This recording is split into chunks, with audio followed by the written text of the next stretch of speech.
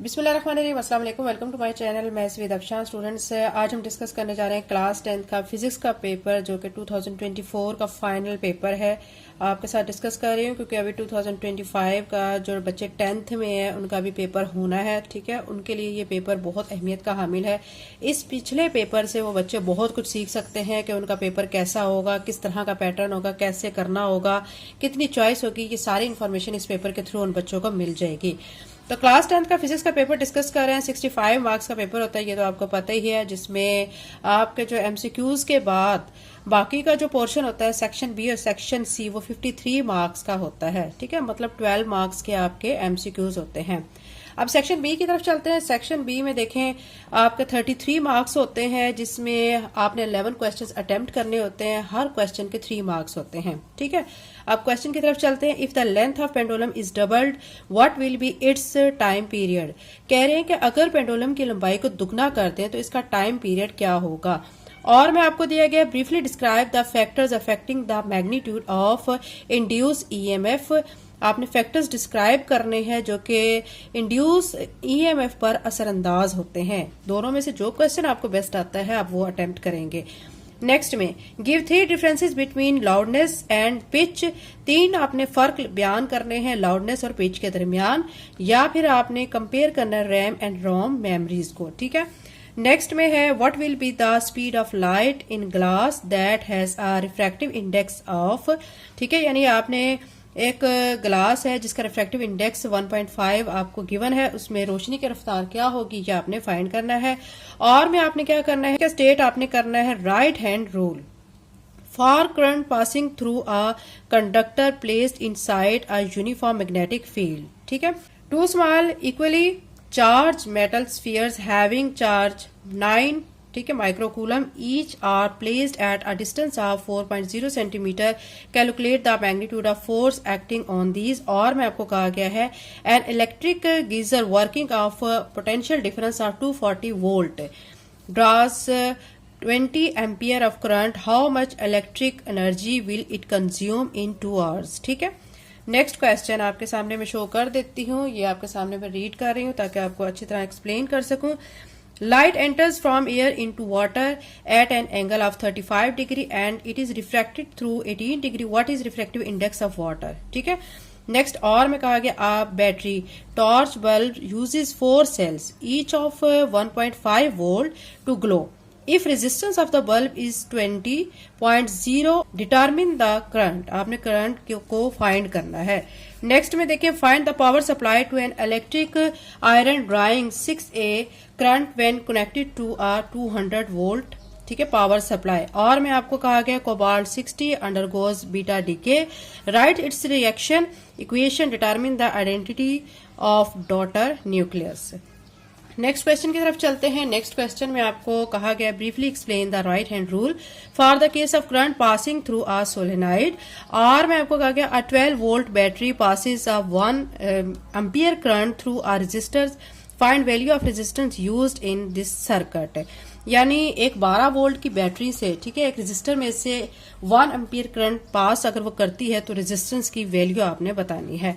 Next question, how electrons are deflected by an electric field, show it by a diagram. और में आपको कहा गया है कि आपने म्यूचुअल इंडक्शन को शो करना है, बताना है, और एक इसकी स्केच यानी एक इसका खाका भी बनाना है डायग्राम का, और इसके यूनिट्स को भी लिखना है।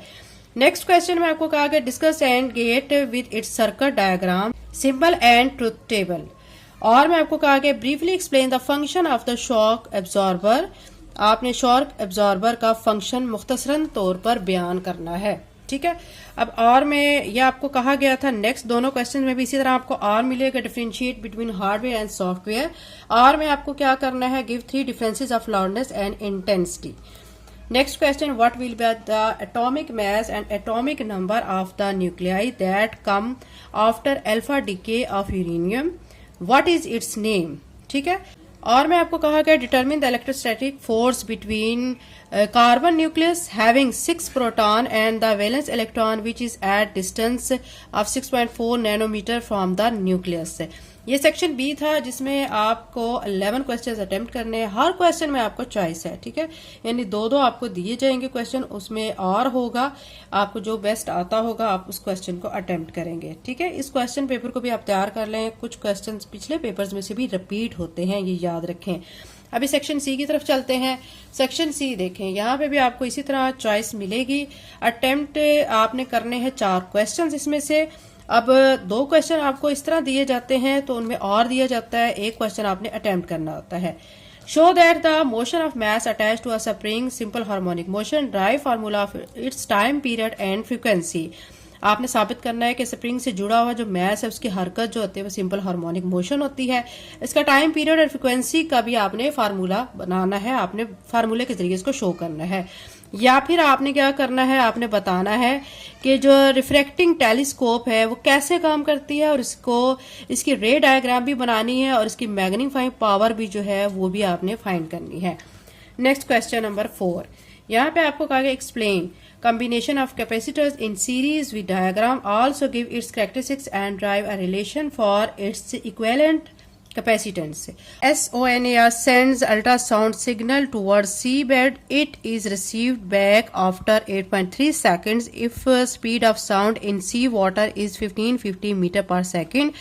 Find depth of the seabed. ठीक है, तो ये आपका न्यूमेरिकल है। नेक्स्ट क्वेश्चन नंबर 5 की तरफ चलते हैं। Explain turning affect on current carrying coil in a magnetic field with diagram, यानी मैग्नेटिक फील्ड में जो करंट पर्दार कॉइल के टर्निंग अफेक्ट है उसकी आपने वजाहत करनी है। कैसे करनी है? डायग्राम के थ्रू करनी है। और मैं आपको कहा गया describe word processing and data processing software in list there characteristics. Word processing और डाटा प्रोसेसिंग सॉफ्टवेयर की वजाहत करनी है और उनकी खुसूसियात को भी आपने लिखना है। क्वेश्चन नंबर 6 की तरफ चलते हैं। क्वेश्चन नंबर 6 में देखें, आपको कहा गया है what is half life, derive its formula for number of undecayed atom. पहले आपने हाफ लाइफ को डिस्क्राइब करना है, फिर आपने फार्मूला ड्राइव करना है। किसके लिए? नंबर ऑफ अनडिकेड एटम्स के लिए। Draw graph of atoms decaying with time, और आपने ग्राफ भी बनाना है जिसमें आपने शो करना है कि एटम्स का बनाना है कि डिके कर रहे हैं विद टाइम।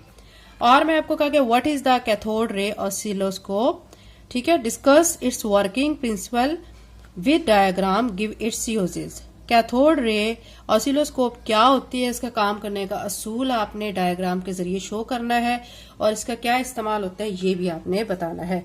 ये सेक्शन सी था बच्चों। इसमें भी आपको मतलब हर क्वेश्चन में चॉइस मिली हुई है। टोटल 4 क्वेश्चन आपने करने हैं और 4 क्वेश्चन। सेक्शन सी के जो मार्क्स हैं वो हैं 20, आप देख सकते हैं 20 मार्क्स हैं। सेक्शन बी के 33 मार्क्स हैं और जो हमारा होगा सेक्शन ए मतलब एमसीक्यूज का जो होगा उसके टोटल जो मार्क्स होंगे वो 12 मार्क्स होंगे, ठीक है। टोटल 65 मार्क्स हो गए हैं। ये अब आपको अच्छी तरह से क्लियर हो गया है कि आपका जो पेपर होगा उसका पैटर्न क्या होगा, उसमें किस तरह के क्वेश्चन होंगे। पेपर की तैयारी में बच्चों आप इस तरह किया करें कि जो पास पेपर होते हैं उनको भी तैयार किया करें, उससे काफ़ी क्वेश्चन रिपीट हो जाते हैं। और दूसरी जो तैयारी आप करते हैं ना वो एसएलओ बेस किया करें, ठीक है, यानी पूरे चैप्टर को थ्रू आउट स्टडी किया करें ताकि आपका जो भी शॉर्ट क्वेश्चन, जो भी लॉन्ग क्वेश्चन, जो भी न्यूमेरिकल है वो आपका चैप्टर के अगर अंदर से आता है तो आप उसको इजीली अटेम्प्ट कर सकें। सबसे बेस्ट स्टडी जो होती है वो थ्रू आउट स्टडी होती है, यानी पूरे चैप्टर को आप रीड करके किया करें। तो ये बच्चों फिजिक्स का पेपर था क्लास 10 का जो आपसे डिस्कस किया। वीडियो अच्छी लगी है तो चैनल को सब्सक्राइब कर लें एंड वीडियो को भी लाइक करें, लिंक को शेयर करें। थैंक यू एंड अल्लाह हाफिज़।